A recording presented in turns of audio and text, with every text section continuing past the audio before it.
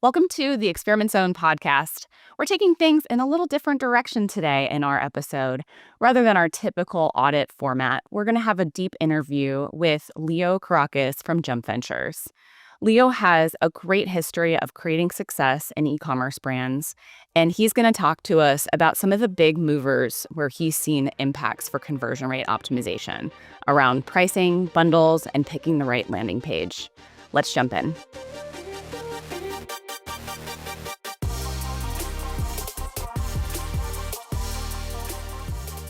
Leo, thanks so much for being on today. Can you tell us a little bit about yourself and your work at Jump Ventures? Yeah, sure. So I'm an entrepreneur myself. Started in the e-commerce business basically 10 years ago with my first company called Gocase. Fast forward now, this is a company that was very successful. It's a 9-figure company. It's a company where I basically learn how to grow an e-commerce business from every possible dimension, meaning hiring people, making a supply chain, making advertisements, selling internationally, so on and so forth. So this was a big learning ground and learning curve for me as an entrepreneur. And now at Jump Ventures, we basically are a accelerator slash incubator of e-commerce brands. So we actually acquire e-commerce brands and we scale them. These are brands that are usually at the 1 million standpoint or just 7 figures, and we try to quickly bring them to 8 figures. Using the playbook that we developed with Gocase, when with the years that have passed on really understanding what can make an impact while you try to grow an e-commerce business. How can you optimize finances, optimize advertisement, optimize websites, product development, so on and so forth. So basically, we acquire and scale e-commerce businesses, and we have a portfolio of companies worldwide that we apply the same playbook, and we see that, it's what we learn has been very valuable over the years. And just help our audience understand kind of what does a typical day-to-day look like for you as you're working towards those goals with your customers and with their brands. Yeah, so basically it's a day-to-day that is divided into multiple businesses. Mm. So we maintain routines with different companies in our portfolio, but they are mainly centered on how we are going to develop the company for the month, what are the targets we currently have, and how we are close to catching up with the targets. Mainly these are revenue targets, product development targets, content creation targets.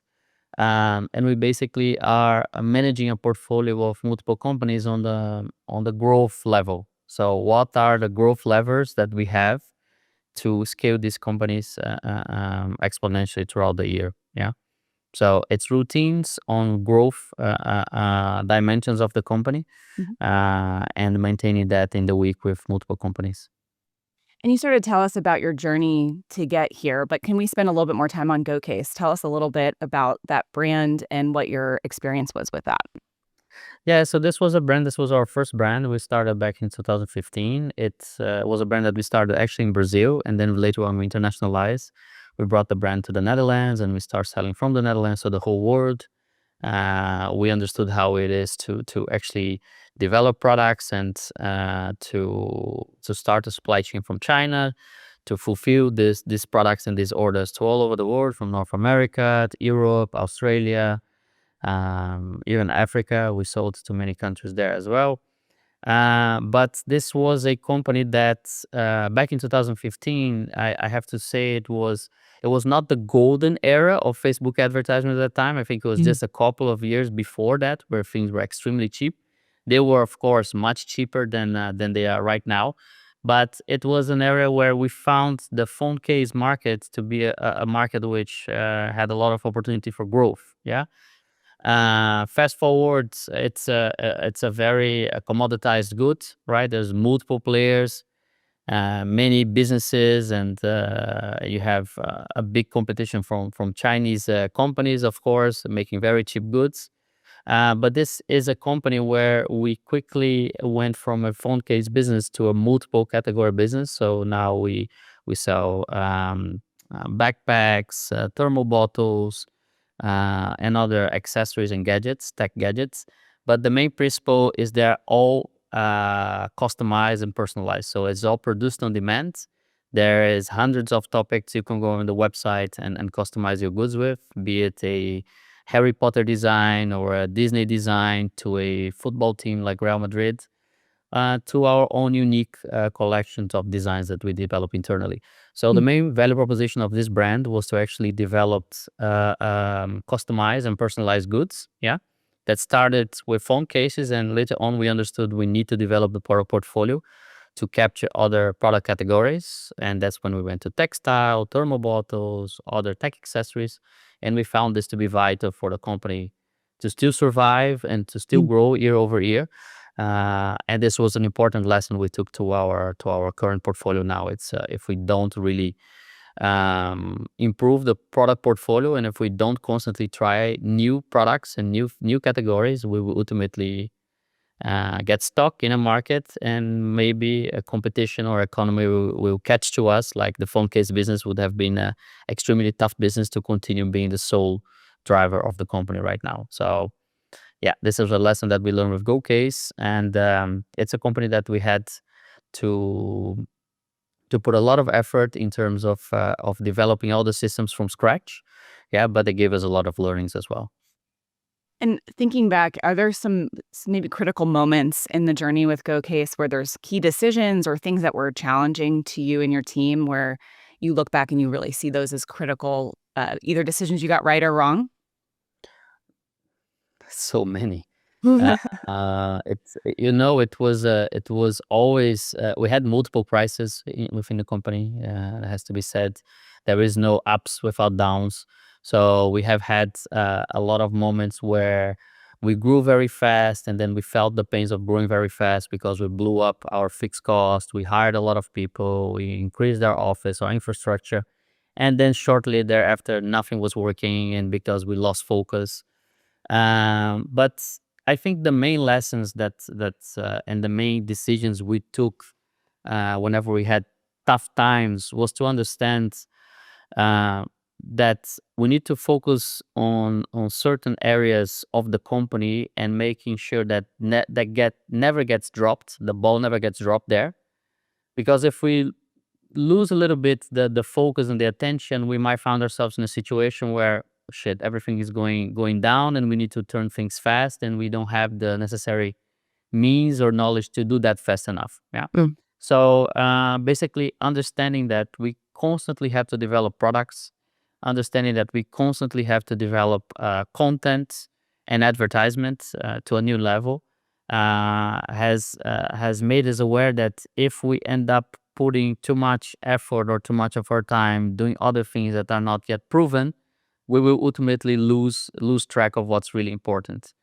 And I think most important learning of the whole business has been people. Yeah, finding amazing people, great people, hungry people that are just trying to improve every day, and that um,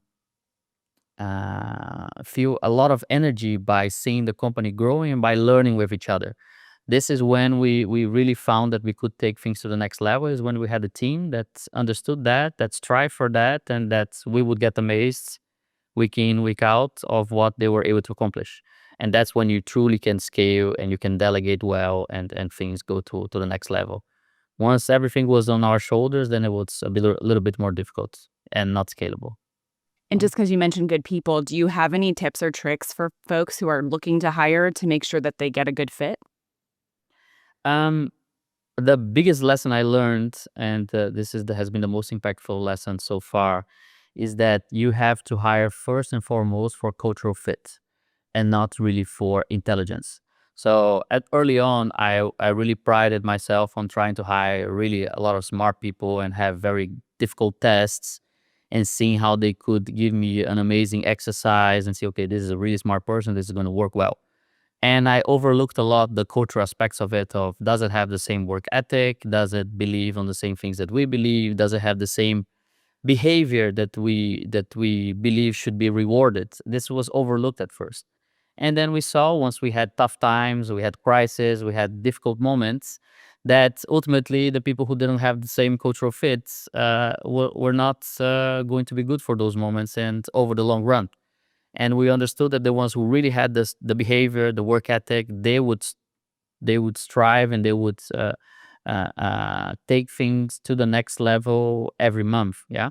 So right now we put much more emphasis on hiring for the cultural fit. So having an interview that is very focused on what are people's beliefs, behaviors, what are their psychological traits, what do they value, rather than, okay, can you make this extremely tough exercise in so many hours or so many days, and you can really surprise me on the technical level. It doesn't mean that you don't need to, but it Mhm. means we put much more weight on the behavior rather than on the competence. Yeah. I'd like to turn now to the role of conversion rate optimization as you work on these new brands or with Gocase. How do you think about the role of conversion rate optimization? So conversion rate optimization for us, we always think on the framework of minimum effort, maximum impact. So we're trying to do changes, or we're trying to implement things that would take the least amount of time, effort, people, and have the highest probability for impact. So conversion rate optimization for us, it's a quite simple activity within the company where we are trying, or we're making bets that they should be validated within a very short time frame, and they should be very visible on the data side. Yeah. So we're not really looking for that 1% increase, that button that goes from green to yellow, or Mhm. that CTA that says sign up now against subscribe now. We're looking at things that, okay, if I do this change, it will ultimately show immediately in the data, and it's something that I don't have to dig into too much to actually see the difference. Yeah. So we were very we understood that there's a level of we're very data driven, but we understood that there's a level, an optimal level, to take decisions while you are evaluating your insight and evaluating all the data that you have within the company. And if it's not easily visible in the main KPIs, conversion rate, traffic, AOV, bounce rate, if you cannot easily see the change in the result of the change, it doesn't really make that much sense to continue pushing forward. Yeah. So we have had so many tests, 1,000 tests over this last 10 years, to understand that the small subset of tests that really do the difference. Yeah. And within the subtests, there are really tests that you validate within a day, and can be a massive thing for the whole year. Yeah. So we try to focus on those, remind ourselves of those, and not try to be deviated by shiny objects that can look like a great test, but in the end, too hard to understand, too hard to validate, too hard to really see the impact. Yeah. Can you tell us about some of those things that you've seen really move the needle one way or the other? So, like the first thing, the core champion of all of those is pricing tests. Like, this is the thing that people mostly overlook or are afraid to do. It's just changing the price. And when we think about changing the price, there's a whole psychology to pricing. Yeah. But ultimately, we try to find a sweet spot price. So a price that clearly the conversion rate is at its optimal level. Yeah. And we try to play a little bit with the psychology of pricing. So there are many resources on this, but you have to find a price that has a very easy, understandable number, not something that is broken or too lengthy, or there is no clear anchor for you to make a decision. So selling something at 17.35 is 100 times worse than selling something at 19.99, because 1999 is very understandable, it's very relatable. It can mean, no, it's just a dinner, or it's just below 20, or you can relate something. When you read and you see 1735, first of all, it's too big to say it. Second of all, you cannot quickly relate to something, and this leads to more analysis paralysis, because you cannot help the customer make a decision very fast. Yeah. So the psychology of pricing and anchoring, and the sweet spot pricing, okay, this will sell much better at 19.99 than it sells at 24.99. And it's just keep testing and iterating how you can make a big impact on pricing. Yeah. That's the biggest one, for sure. How do you decide around pricing models in some of these situations? Do you also do some testing, or have you done testing around different models of how the products are bundled or subscriptions? So that is the other big thing for us, which Mhm. is the pricing strategy related to bundles. So one of the things we have to improve in every company is finding the right AOV that we can actually scale via paid ads. And right now, in today's market, like trying to scale any brand with AOV lower than $50 is very difficult because the cost to advertise is extremely high. So being able to be profitable with an AOV that is below 50 is extremely difficult. So we always try to push the boundaries and constantly improve the AOV. And bundles is a great way to actually improve the AOV, and it's showing the perception between the unit cost of the cost of a unit is X, and if you get a bundle of 3, it's gonna be 30% discount. It's gonna be 20% discount. So you kind of anchor people into, hey, there's much more value for money here on the bundle, so I for sure will go for the bundle. And what we have found has been the most practical and highest impact one is actually fixed bundles. It's not those bundles where you can choose multiple variants and you can pick one of these and one of these and one of these. No. This is the bundle. It's a fixed set of these 3 products that gives you this much discount. This is when people really make a fast and easy decision to say, okay, I would buy the unit, but I see that the pack of 3 has a much better discount and it's already all laid out for me, so I go for the pack of 3. So this psychology of pricing and anchoring people to more value for money and making it as least clicks as possible, so making fixed bundles has proven to be a really important strategy to increase the AOV and maintain a very good conversion rate. Yeah. So while when you talk about pricing models, the thing we have to constantly cater for is what is the percentage of margin of gross margin we're having on the orders, and making sure that we are not shooting ourselves in the foot by giving too high of a discount or going over that gross margin. Yeah. So having targets for gross margin where you can play within a few strategies of the AOV and still achieve a great gross margin. Yeah. Mhm. So one of the best tests we ever did with Gocase was very very funny, and it's a common first time entrepreneur mistake. Yeah. So we had our phone cases and we made a market research and we saw how much the competitors were selling for and what would be a good value in regards to Amazon, etc. And we came up with the price of 26.90 because it was just Mm. in the middle of our expensive competitor and a cheap competitor. So yeah, this Mhm. 26.90. But then what we learned to understand later on is people are not really going and doing a market research and scanning everything while they are in your site. It's a ticket that is small enough that people will make a decision immediately if you give them the right information, the right price, and the right product. So it's not like they're making a market research at the same time. So things were not going well when we were not getting a good conversion rate and not great results until a beautiful day we said, okay, you know what? Let's just change the price because it's not really working. And with the 26.90, we're saying get it for 26.90 and you get free shipping. And what we did was, okay, let's change this to 19.90 because it seems like it's going to seem like it's just below 20. It is a good round number. It's a Mhm. number that people can relate to, but let's not give free shipping. Let's charge €5, $5 for shipping. And then ultimately people are going to buy it for 24.90 instead of 26.90. So we lose $2. Yeah.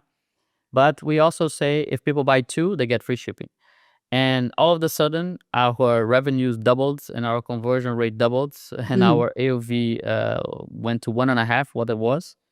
And the company went to a completely different level because we changed the base pricing of the product, and we also had an incentive to go over free shipping that completely changed the perception of the value of the product. And ever since we did that, and that we were struggling, let's do this or not, and we had nothing to lose. Let's just do it. We saw how important it is to keep iterating on the price, changing if it's not working, and it doesn't matter. The important is that you are able to reach the right results and not really to be debating with yourself over and over if you should do a price change or not. Yeah. Beyond pricing and the bundling or AOV focus, are there other metrics or other parts of the UX that you think is worth spending some time on beyond not spending time on button colors or button text? Are there things that you do think is worth investing some testing on? Yeah, so definitely when we're talking about landing pages, yeah, Mm, we invest time on and we try to optimize. But what we believe in, it's like doing significantly different landing pages because of just the structure, mm, not really because you're selling so much better and so much more text or so many more blocks. Sometimes the easiest way to start, and sometimes not all the time, the easiest way to start is okay, you're going to put a lot of traffic coming from advertising, then pick 3 or 4 different page formats, which are very different. Homepage versus product page versus collection page versus an actual landing page with different blocks. These are significantly different. These are not just 5% different, 10%, significantly different. And then you will see there is going to be one of them who have a significantly better result. And after you find that out, because you had some statistical significance in terms of traffic, you say, okay, now I'm going to make variations of that page. Now I'm going to add one more block. And I'm going to add this amount of products. I'm going to zoom in the previews. mm. So then you can start making other tests. But first and foremost is like, what is the most impactful landing page that we can concentrate most of the traffic, or advertisement traffic mostly, to get the highest amount of results, and then making variations on top of that page. So the really three big things for us is pricing, bundling, and landing pages. Yeah, and then we have two other important tests which are very important for our um, understanding of product development, which is actually CTR tests. So we advertise a lot new products, and we use Facebook to actually see first which are the products or the previews which have the highest click-through rate. Once we define those highest CTRs, we can then change the photos in the website. We can then change the products in the website to actually reflect what we're seeing in the advertisement platform, because I have a much bigger pool of people to show the creative, the photo to, that will validate. Okay, once I put the traffic there in the website, I have the best performing picture, best performing preview. Yeah. Yes, it sounds like kind of thematically what you're doing is things that are going to directly impact revenue, like the pricing and the pricing structure, and then testing things that where you have more visibility or more people looking at it to figure out how to optimize and make the decisions high up in the journey that then can have a trickle effect all the way down to orders. Would that be a fair kind of summary of how you think about those? Yeah, I think you touched one word that I didn't say it enough. Is visibility. Like Mm, sometimes um, the most impactful things will come by you just giving visibility to the right things. So you might have a very good product, but it's buried under the third page of the collection, blah, blah, blah. If mm, you just give visibility to that product, you're able to significantly increase your conversion rate or your AOV because you're giving visibility to the right product. And it's trying to cater that the less clicks as possible for someone to make a decision. And so it means you putting the most important information in their faces very early on. mm. Yeah. What are some common mistakes you see brands do in general? With CRO, you mean, or? Yeah, with CRO or maybe some companies that you start to work with and maybe their CRO program's strong, but are there some thematic things that you think, folks listening along should make sure they take a look at for their own business? Well, I think as I said, the biggest thing is pricing, as finding the right price for the product, iterating a lot of pricing, and understanding when they look at the web. Maybe many times entrepreneurs get lost on their internal discussions and views, and then they forget to look at the website like they are a new customer. So they forget to look at the website like, okay, does this price make sense? Or this product makes sense? Are we giving visibility to really what's our best sellers? Yeah, are we making it easy for people to find the most important products? So it usually goes about looking at the price and looking at the visibility that the products get. Yeah, this is the most common mistakes that entrepreneurs get. And the second one is, I think it's as a generic rule, and this is what we advocate a lot for, is really trying to list down what are the most impactful things that you can do with the least amount of effort.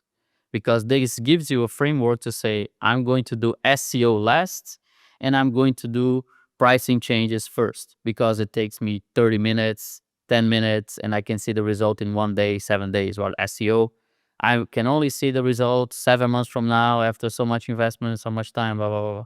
So the biggest things that I see entrepreneurs getting lost is that they really are not trying to make this prioritization, this matrix of, okay, what will cost me least amount of money, time, and people, and what can be validated with high impact as fast as possible. And then you start to really move the needle as you start to iterate on those. And as I said about the understanding what is the best landing page and then iterating on the best landing page, it goes for every single project that you have within the company. Like, you try to find the most impactful one, and then you iterate on top of that most impactful one. You don't put it in the shelf and then you go for the next shiny object. No, double down, work on it until you really find that you cannot get much more out of it, and then you go for the next action. Leo, thanks so much for being on today. I think this is a different format than our normal podcast episodes, and I think it was really valuable to hear from someone who's been through this very robust and successful journey with a single brand and is now sharing those insights with other parts of your portfolio. The last question I have for you is, if folks are interested in getting in touch with you, what's the best way for them to reach out and hear more from you? Yeah, sure. They can definitely go to jumpventures.co, jumpventures.co. They can get in touch and submit the form take there. We usually mentor and coach a lot of companies, a lot of e-commerce companies, just to help them grow. We have a portfolio that we actually acquire later on, but part of our reason to be and how we started our business was actually just mentoring and coaching a lot of e-com businesses, and then finding the ones that are great for us to work and become partners. Yeah. So yeah, if you're interested in learning more about Jump Ventures, just fill in the intake form in the website, and we will get in touch as soon as we can. Great. Well, thanks so much for being on today. Thanks, AJ. Thank you for tuning in to the Experiment Zone podcast. You can check out more episodes on YouTube, Apple, Spotify, and your favorite podcast apps. Check out the show notes for any websites linked in this episode, including where to connect with us on social media. We appreciate you tuning in. Remember to like, subscribe, and turn on your notifications so you'll be updated of each episode release. And visit us at experimentzone.com for all podcast updates as well. Appreciate you dropping by.